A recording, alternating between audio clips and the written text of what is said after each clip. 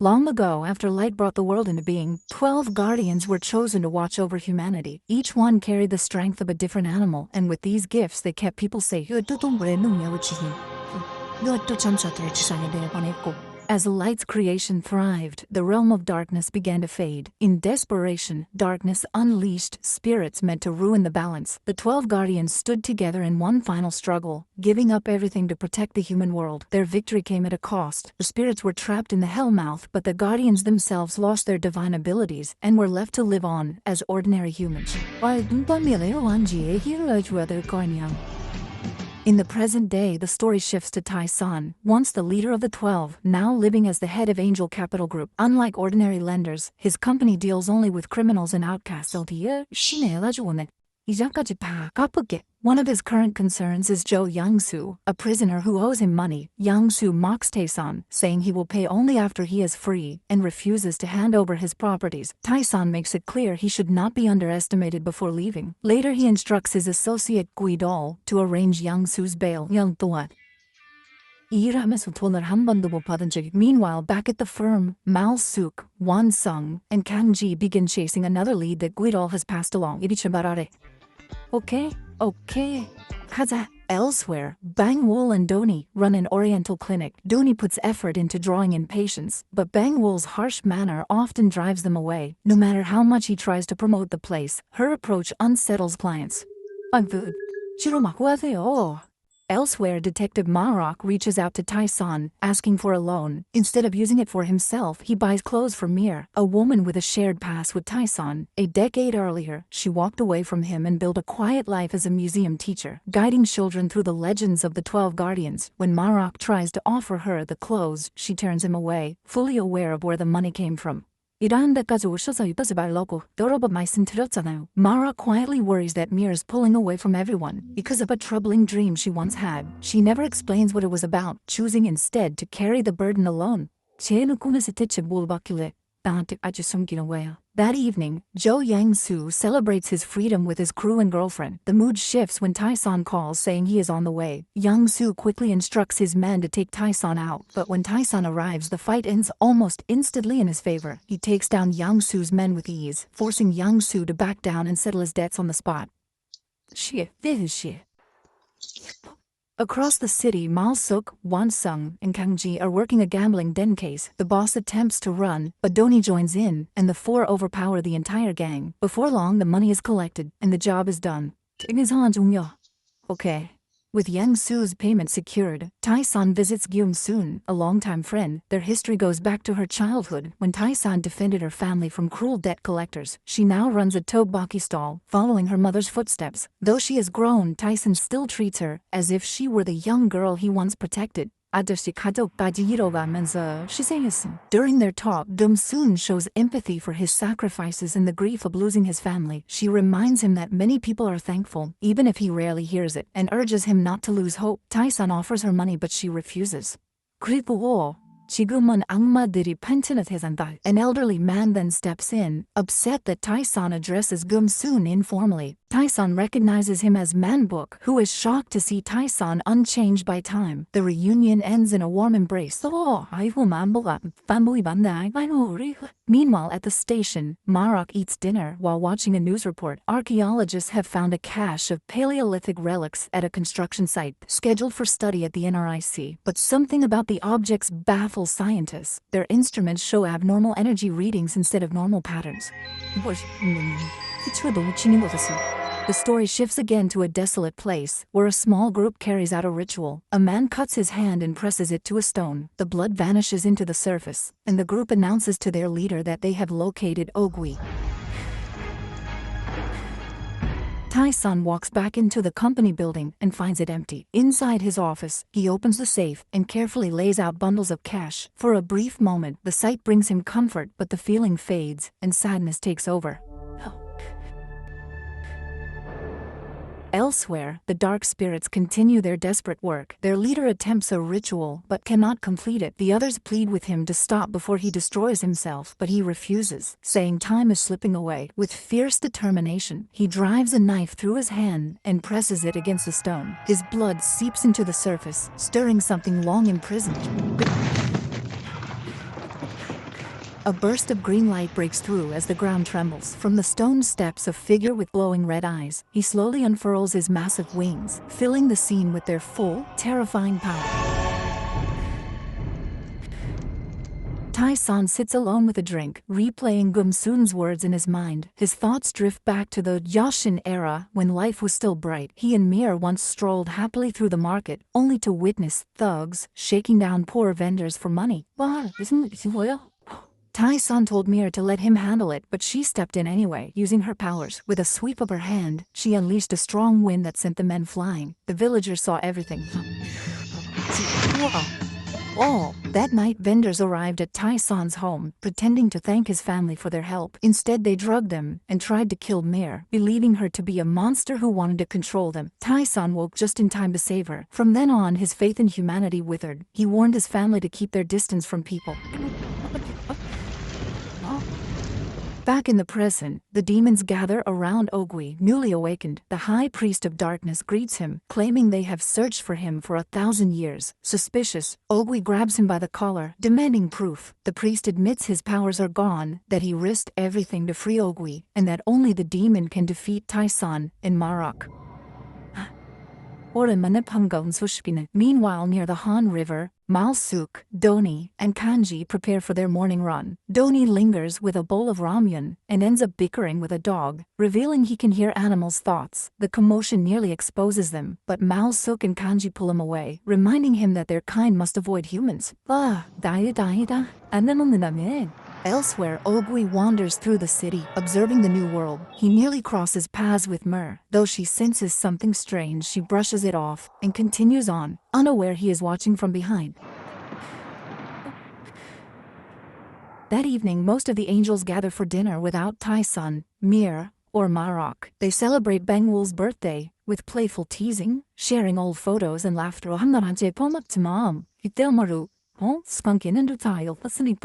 Later, Mir heads into a bar for a quiet drink. A vision comes to her. She walks into a cave and finds a man dressed in black, his face warped with demonic features. Snapping back to reality, she sips her glass, only to be interrupted by two men who won't leave her alone. When they push too far, she knocks them out cold, pays her tab, and walks away. On a rooftop, Ogi meets with the High Priest, Saman. Saman repeats the story of how he lost his powers while angels and humans thrived. Now he wants to unleash chaos by using Ogui's strength. He explains that the angels are powerless, and with Ogui's help, his plan can finally take shape. He asks Ogui to track down 3 soul stones that Hayede once hid during the final battle.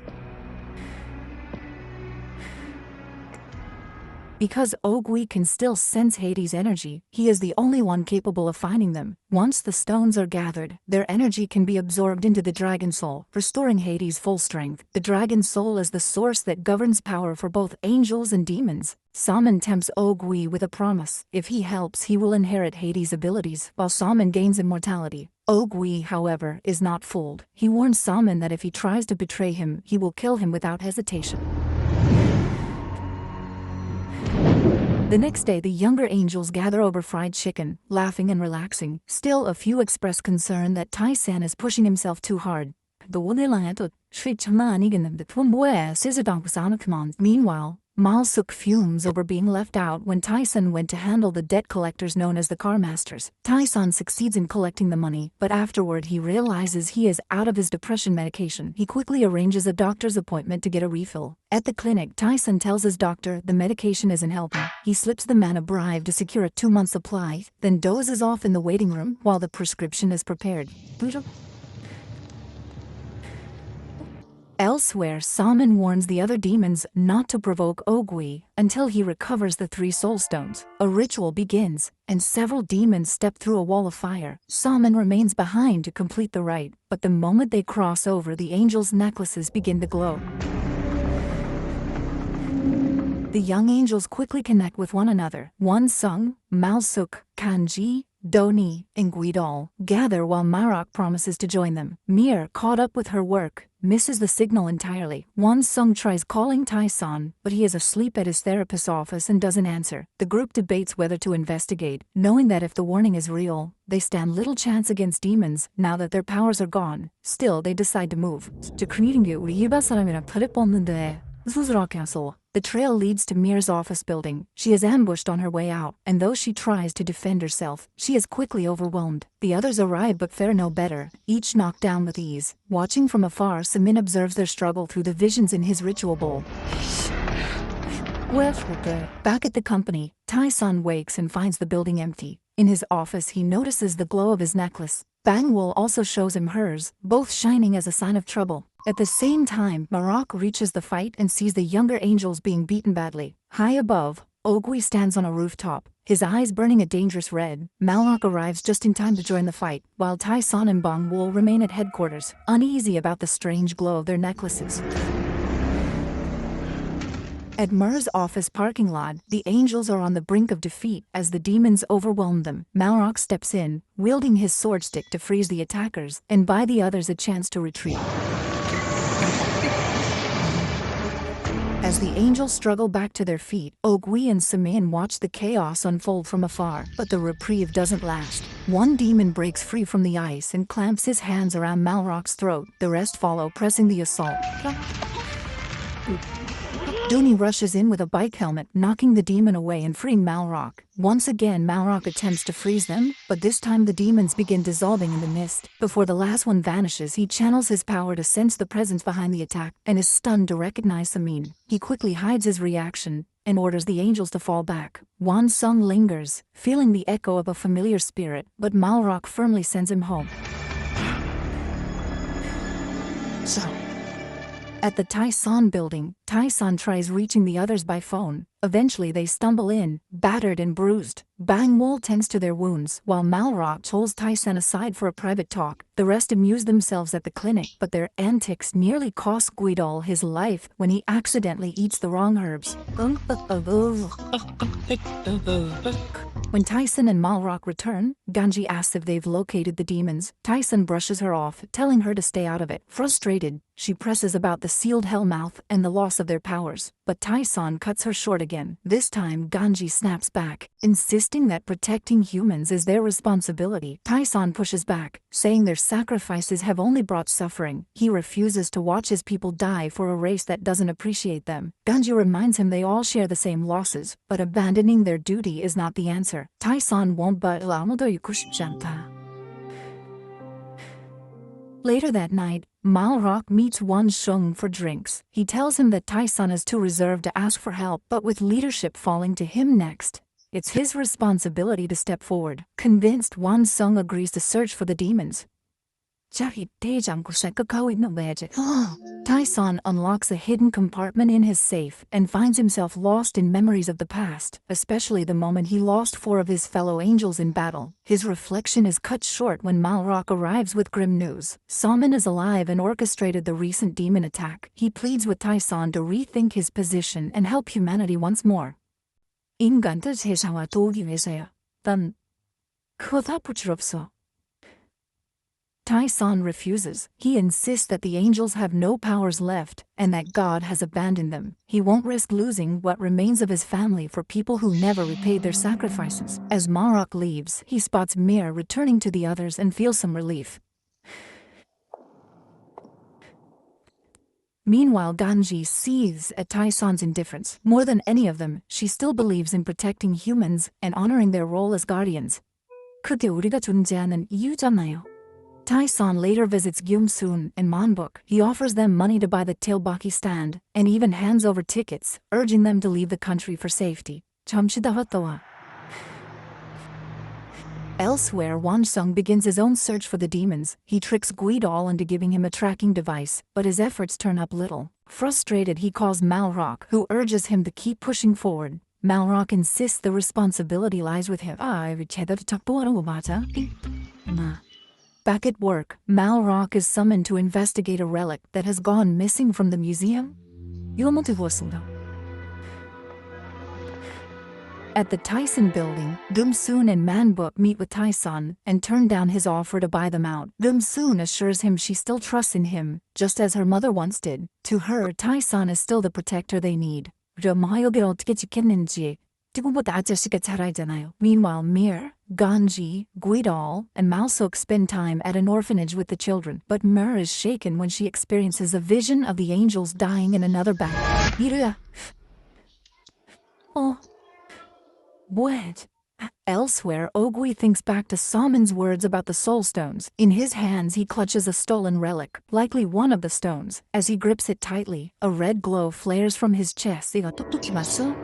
태산과 천사들이 해태를 죽인 날. In a flashback, we see a young Hayate trailing behind Tai-san and Malrock. Malrock explains that Hayate was born with the combined powers of all 12 angels, making him unlike any other. It doesn't take long for Tai-san to accept him. Together they fought alongside the angels, defending humanity from the threat of demons. Back in the present, Bangwol sharpens her archery skills while Wansung pretends he's been busy with work. Later, the angels gather for dinner and welcome Mir back warmly. They receive their monthly bonus but choose to hand half of it to Ganji, who always insists on donating to humans. Between bites, they tease Wansung, joking that he still can't measure up to Tai-san.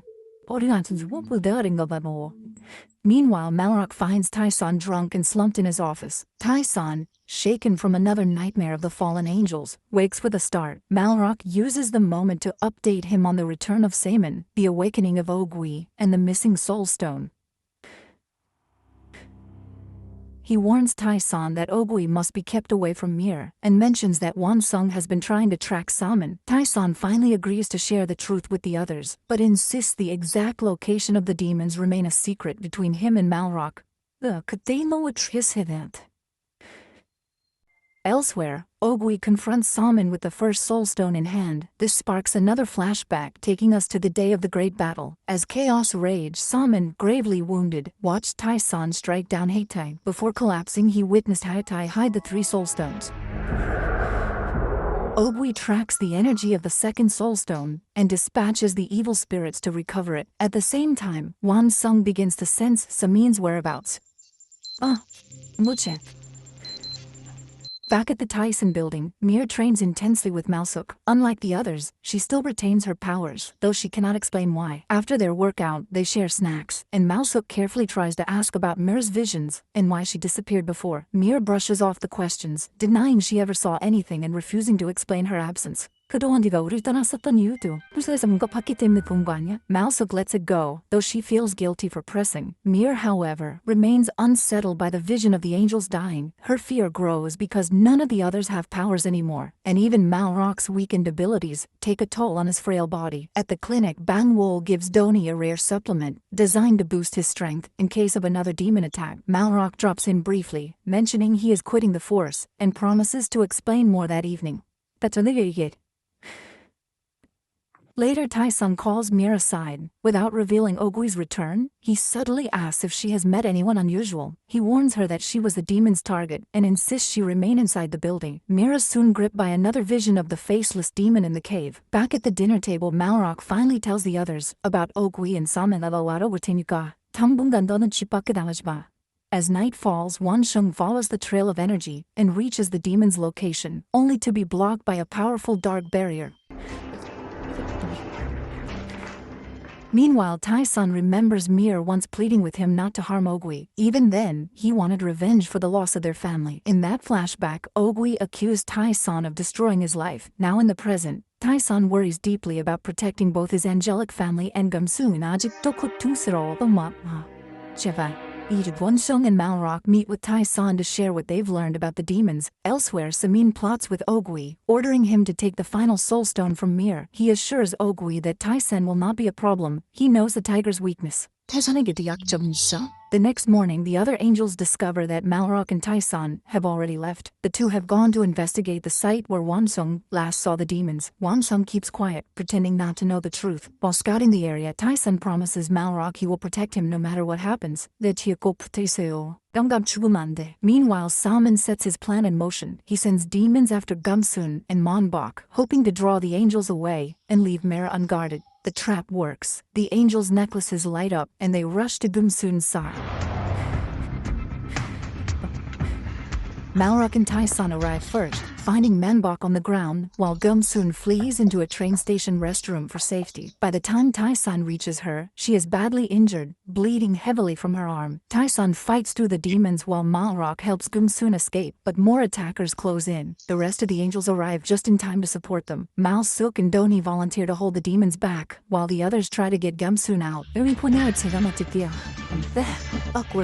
The fight turns brutal. Malsuk and Doni are beaten badly, and soon the rest of the group is trapped with Gumsun. At the same time, Salmon leads another wave of spirits to strike at Mir and bang Wool back at the house. A flashback takes us to the day Tai-san and the angels once saved Gumsun's mother from debt collectors. Afterward, they enjoyed food at her stall, where Tai-san pretended he only helped for convenience. In truth, he was moved by her gratitude. Gumsun praised him openly, lifting his spirits. The angels were surprised to see Tai-san reconnect with humans and even give more money than needed before leaving. To young Gumsun, he appeared larger than life, a hero walking among ordinary people.